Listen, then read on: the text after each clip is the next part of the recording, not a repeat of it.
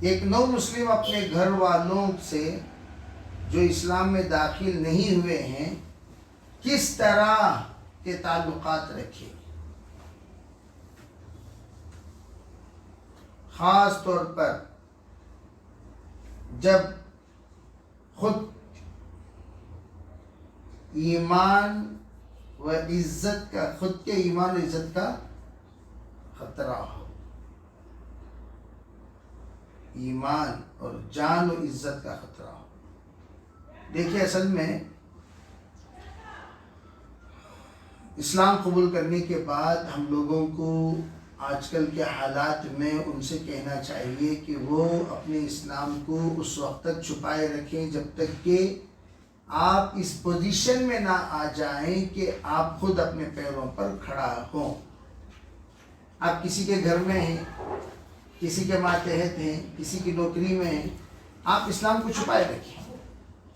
اسی محلے میں آج سے تقریباً 18-19 سال پہلے ایک بندہ اسلام قبول کیا، اور قبول کرنے کے بعد اس بندے کو میں نے ترغیب دی، دیکھ بھائی نماز پڑھنا فرض ہے، نماز پڑھو۔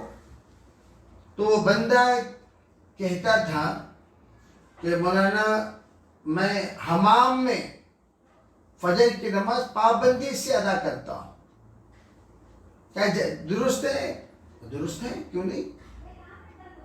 حالانکہ حمام خبث الخبائث کی جگہ ہے، لیکن وہ بیچارہ بیت الخلاء ایک الگ رہتا تھا، حمام ایک الگ، اور حمام کی جگہ جو تھی وہ پاکی رہتی تھی، ایسی گندی بندی نہیں رہتی تھی، پاک رہتی، لیکن اس بیچارے کو حمام کے علاوہ کوئی اور جگہ، اس لیے کہ گھر کی جو چابی تھی وہ گھر کے بڑوں کے پاس رہتی تھی، اور گھر بھی چھوٹا تھا، کہیں بھی یہ چھپ کر نماز ادا نہیں کر سکتا تھا۔ تو میں نے اسے کہا ایک کور بچھا لو، پلاسٹک کور، اس کے اوپر پاک کپڑا بچھا لو اور کیا کر لو، فرض نماز ادا کرو تاکہ تمہاری نماز نہ چھوٹے۔ بقیہ نمازیں وہ کہیں نہ کہیں پڑھ لیا کرتا تھا، لیکن فجر کا مسئلہ تھا تو فجر کے مسئلے کی بہت سارے نزاکتوں کو مد نظر رکھ کر اضطراری حالت میں یہ اجازت دے دی گئی تاکہ اس کی نماز کم از کم،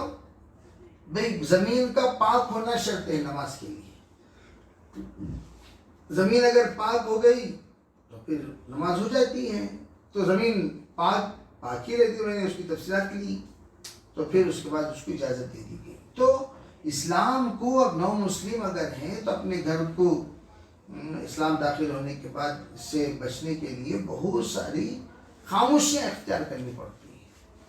بعض مرتبہ شادی شدہ لوگ اسلام قبول کر لیتے ہیں، یعنی میاں نے اسلام قبول کر لیا، بیوی نے نہیں کی، بیوی نے کر لیا، میاں نے نہیں کی، تو اس کے لیے احتیاط کی الگ الگ تدبیریں ہیں۔ تو جو ایسے اگر ساتھی ہیں تو انفرادی طور پر آ کر ملاقات کر لیں، اور ملاقات کرنے کے بعد ان کے حالات کے اعتبار سے ان کو خصوصی ہدایات دے دیے جائیں گے۔